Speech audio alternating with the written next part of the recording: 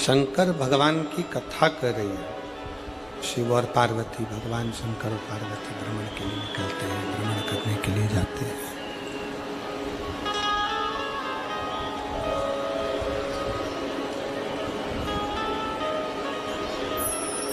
किसी को लगे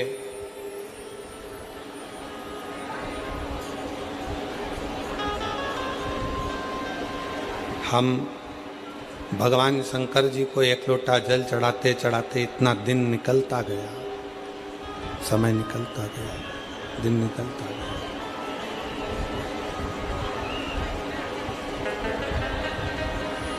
तो कोई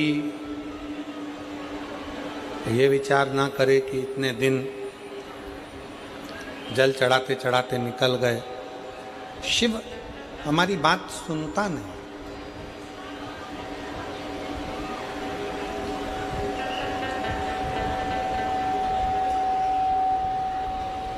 भगवान शंकर हमारी बात सुनते नहीं, भगवान शिव हमारी बात श्रवण नहीं करते। शंकर भगवान हमारा बात क्यों नहीं सुन रहे? शिव हमारी बात क्यों नहीं सुनते? थोड़ा समय लग जाए, देरी हो जाए, हो जाने दो, पर फिर निवेदन करेंगे, कोई लेट बनता है, कोई जल्दी बनता है, शंकर को जल चढ़ाने वाला एक दिन सेठ जरूर बनता है।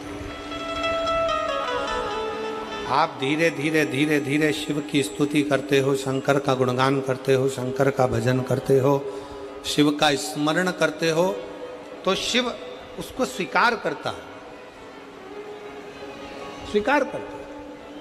बस एक निवेदन है, दान, भजन और भोजन छपाकर मत करो। दान, भजन और भोजन छुपाकर करो। जितना बन सकता है आप शंकर जी के मंदिर में अगर एक लोटा जल चढ़ाने जा रहे हो, भगवान शिव की स्तुति गाने जा रहे हो, शंकर भगवान का गुणगान करने जा रहे हो, शंकर भगवान का स्मरण करने के लिए जा रहे हो, शिव नाम जपने के लिए जा रहे हो, शिव की भक्ति करने के लिए जा रहे हो, शिव नाम का कीर्तन करने के लिए जा रहे हो, उस समय पर प्रयास करना कि हम उस समय केवल शिव को अपने दिल में बिठाएं, शंकर को किस तरह से पाएं, ये प्रयास करें।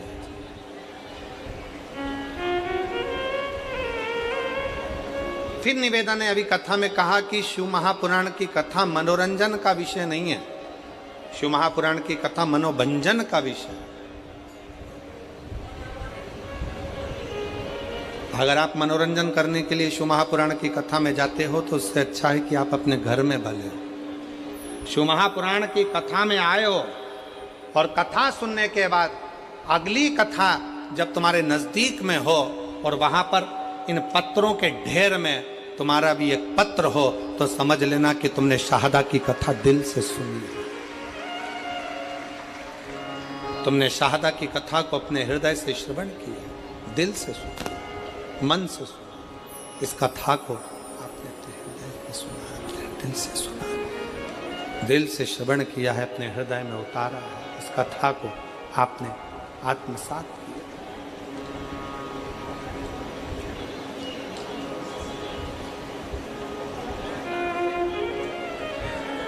ब्रह्मा जी के मन में संशय आया, और संशय कौन सा था कि सृष्टि का मैं निर्माण कर रहा हूं और सृष्टि की रचना करने वाला मैं।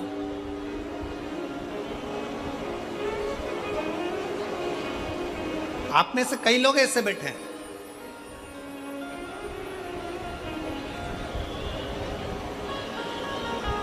जो लोग बात बात में कह देते हैं मैंने ये काम संभाला। अगर मैं नहीं होता ना तो ये कार्यक्रम ही नहीं होता, ये होता ही नहीं।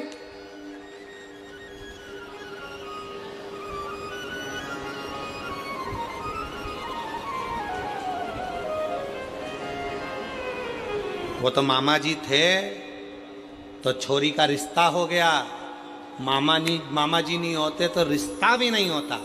शिव जी के मंदिर में रोज जाते थे, जब तक शंकर भगवान को हम जल नहीं चढ़ा देते थे तब तक हम कुछ खाते नहीं।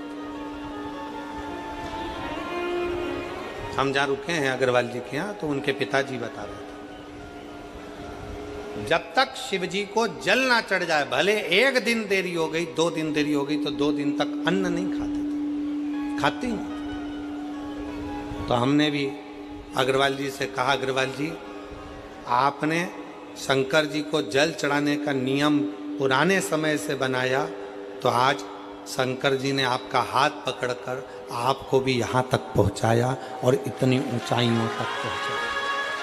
था होने वाली थी, कहीं कैंसिल हुई, कैंसिल होने के बाद आपका नंबर लिख, और 20 दिन के अंदर ये कथा का आयोजन सफल हो गया और इतना आनंद से आपने व्यवस्था की।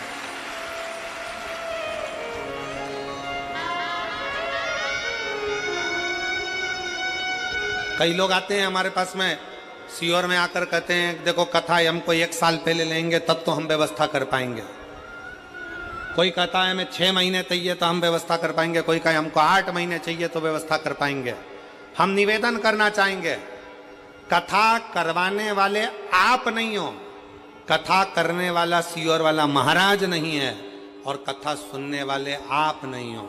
कथा लेते आप हो, पर पूरी तो देवाधिदेव महादेव को करना पड़ती है व्यवस्था, उसको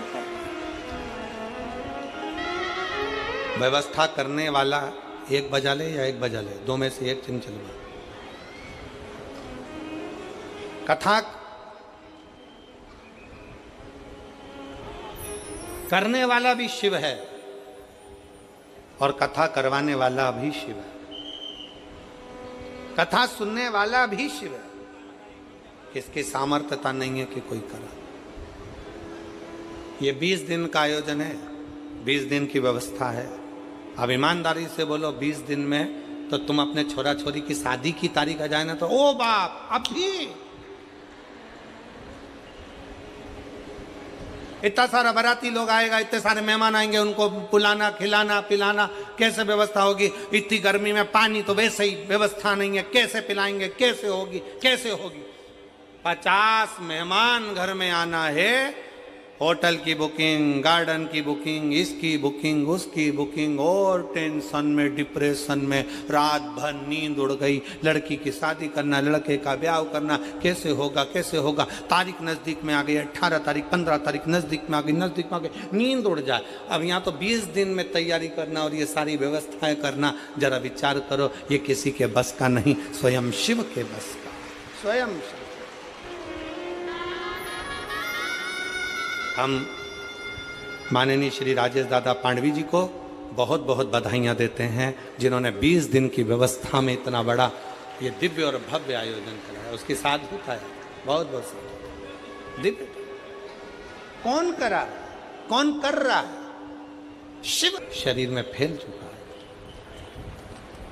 अब करें तो करें क्या? मेरे दादाजी ने डॉक्टर साहब से कहा कि आप जो जो इलाज बताना चाहें हम सब करवाने को तैयार, बस मेरा बेटा ठीक हो जाए, यही बिना। तब डॉक्टरों की दवाई लेकर जांचें करवाते हुए, जो जो डॉक्टर बताए वैसे वैसे रिपोर्टें मंगवाते हुए हम उनको लेकर आ गए। डॉक्टर ने कहा ये तारीख दी है, इस तारीख तक वापस उनको लेकर आओ। हम फिर पुनः उनको लेकर गए, कैंसर की फिर जांच कराई तो कैंसर का क्रम बढ़ता हुआ दिखा। तभी मेरे पापा के दोस्त ने मुझे बताया कि टीवी पर, मेरे पापा के दोस्त बोले कि टीवी पर आस्था चैनल पर शिव महापुराण की कथा आती है, वो प्रदीप मिश्रा जी कथा सुनो, चालू करो। और हम रोज शिवजी के मंदिर जाकर 1 लोटा जल शिवजी पर चढ़ाकर बेलपत्र लाकर पापा को खाने के लिए दिया करते। फिर हम और मेरे पापा रोज मंदिर जाने लगे। फिर कुंदकेश्वर महादेव का नाम लेकर बेलपत्र को खाना चालू किया।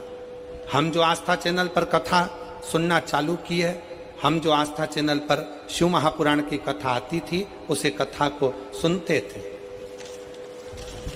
कथा सुनते, जब मालेगांव में कथा हुई तो हम वहां पर एक दिन की कथा सुनने के लिए आए और फिर भोले बाबा से प्रार्थना करी, बाबा मेरे पापा को कैंसर है, ठीक कर दो ना बाबा।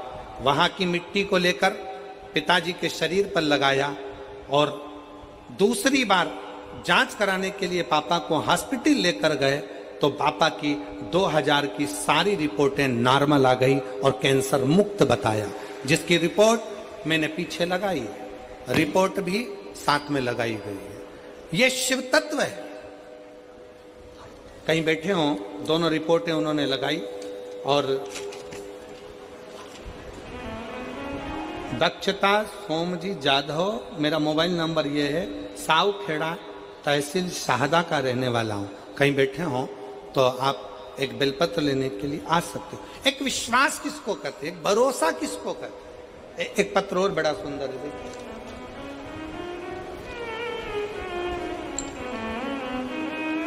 मेरा नाम रेखा रमाकांत पाटिल, तालुका शाहदा, जिला नंदुरबार, मुकाम पोस्ट धुरखेड़ा की रहने वाली हूँ। कहीं बैठी हो तो हाथ हिला सकती हूँ।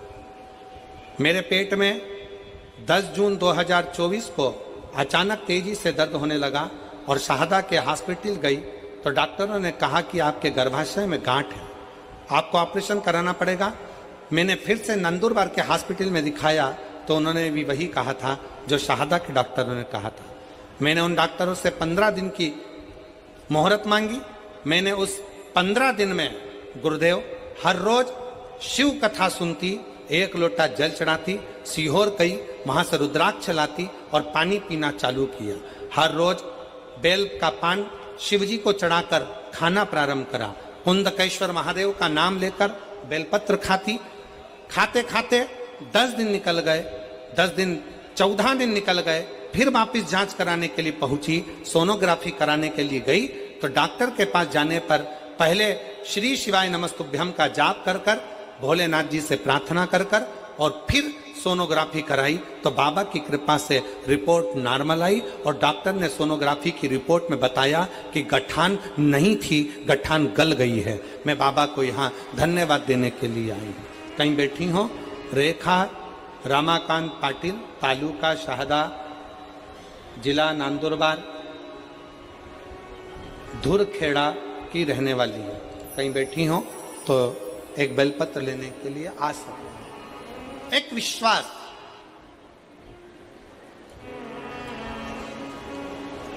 एक भरोसा, एक दृढ़ता बहुत जरूरी।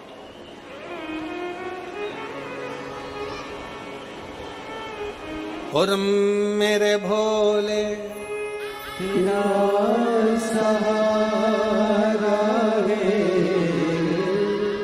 मेरे भोले तेरा सहारा है, मेरी नैया का तू किनारा है, मेरी नैया का तू किनारा है। मेरे बाबा तुझे